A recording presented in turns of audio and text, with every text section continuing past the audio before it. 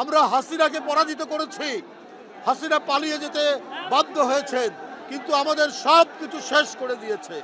আপনারা জানেন এক একজন মন্ত্রী এবং আওয়ামী নেতাদের ব্যাংকের লেনদেন পাওয়া যাচ্ছে 800 কোটি টাকা, 1000 কোটি টাকা, 1500 কোটি টাকা, এবং একজন জেলা পর্যায়ের নেতা তারও 400-500 কোটি টাকার লেনদেন আমরা ব্যাংকের মধ্যে দেখছি। গোটা দেশকে, গোটা জাতিকে আওয়ামী লুণ্ঠনের স্বর্গরাজ্য বানিয়েছিল শেখ হাসিনা। বন্ধুরা আমার, যারা নিজের দেশের জনগণের টাকা আত্মসাৎ করে, লুট করে, পাচার করে, এরা কোনোদিনই এই দেশপ্রেমিক হতে পারে না। তারা কোনোদিনই বাংলাদেশকে তারা ভালোবাসতে পারে না। তাই তাদের হাত দিয়ে আমরা দেখেছি বারবার গণতন্ত্র হত্যা হয়েছে। শেখ হাসিনার বাবের আমলে আমরা বাকশাল দেখেছি, সমস্ত রাজনৈতিক দলকে বন্ধ হয়ে যেতে দেখেছি। আর এইবার দেখলাম দ্বিতীয় বাকশাল করার জন্য এরা ঘর থেকে বিএনপির নেতাকর্মী, যুবদল, স্বেচ্ছাসেবক দল, ছাত্র দলের নেতাকর্মীদেরকে টেনে টেনে নিয়ে এসে তাদেরকে হত্যা করেছে।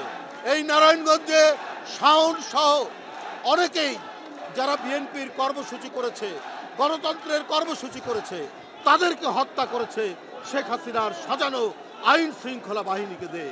তাই বন্ধুরা আমার, আমরা এই রক্তাক্ত পথ পাড়ি দিয়ে, আমরা এই ভয়ঙ্কর অসংখ্য লাশ পাড়ি দিয়ে আমরা যে গণতন্ত্রের পথে যাত্রা শুরু করেছি, এই যাত্রা পথে আমাদের এখনো অবাধ সুষ্ঠু নির্বাচনের মধ্যে দিয়ে অবাধ এবং নিরপেক্ষ সকলের অংশগ্রহণমূলক নির্বাচন আমাদের এখনো অনুষ্ঠিত হয়নি। এটা নিয়ে এক ধরনের গড়িমসি চলছে, এটা নিয়ে এক ধরনের অনিশ্চয়তা আছে, এটা নিয়ে এক ধরনের ধোঁয়াশা আছে। অতি সত্বর ডক্টর মোহাম্মদ ইউনূস সাহেবের সরকার, অন্তর্বর্তীকালীন সরকার, তাদেরকে এটা পরিষ্কার করতে হবে। যে গণতন্ত্রের জন্য এত লড়াই, যে গণতন্ত্রের জন্য আজকে আমাদের মাঝে ইলিয়াস আলী নেই, আমাদের মাঝে চৌধুরী আলম নেই, যে গণতন্ত্রের জন্য আজকে মুগ্ধ নেই, যে গণতন্ত্রের জন্য আবু সাইদ নেই, যে গণতন্ত্রের জন্য আহনাব নেই, সেই গণতন্ত্র এবং অবাধ সুষ্ঠু নির্বাচনের বিষয়ে আজকে চূড়ান্ত কোনো ডেডলাইন জনগণ কেন এখনো পাচ্ছে না?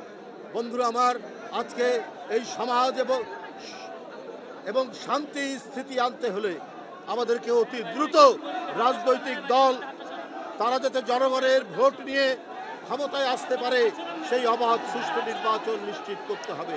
এটা নিশ্চয়তা না হলে আরো অনিশ্চয়তা বাড়বে। হাসিনার দোসররা কেউ চুপ করে নাই। হাসিনা যদি দেশের বাইরে থেকে তার নেতাকর্মীদেরকে হত্যা এবং অস্থিতিশীলতার নির্দেশ দিতে পারে, সে আরো কোনো ভয়ঙ্কর কাজের জন্য অপেক্ষা করছে। তাই এই সরকারের উচিত আপনার অবাধ সুষ্ঠু নির্বাচন, একটা প্রয়োজনীয় সংস্কারের মাধ্যমে অবাধ সুষ্ঠু নির্বাচন অবিলম্বে তারিখ ঘোষণা করা। ওদের যত সংগ্রাম তো রাজনৈতিক সংগ্রাম, তো রাজনৈতিক সংগ্রামের রাজনৈতিক নেতৃত্ব ফুটে উঠে কোথায়? একটা জাতীয় নির্বাচনের মধ্যে দিয়ে, যেখানে রাজনৈতিক দল জনগণের সমর্থনে ক্ষমতায় আসবে। এটা এমন না যে আইন শৃঙ্খলা বাহিনী দিয়ে, ক্যাডার দিয়ে, মাফিয়া দিয়ে আমরা নির্বাচন চাচ্ছি। আমরা চাচ্ছি অবাধ সুষ্ঠু নির্বাচন। আমরা যদি রাজনীতিবিদদের হাতে ক্ষমতা না থাকে, আমরা যদি প্রথমেই স্থানীয় সরকার নির্বাচন চাই, তাহলে বুঝতে হবে আমরা কোনো পলিটিক্যাল ডেভেলপমেন্ট, আমরা কোনো শক্তিশালী গণতন্ত্র চাচ্ছি না। আমরা একটা অনিশ্চয়তার দিকে চাচ্ছি, অন্য কোনো দুর্বসন্তি এর মধ্যে থাকতে পারে।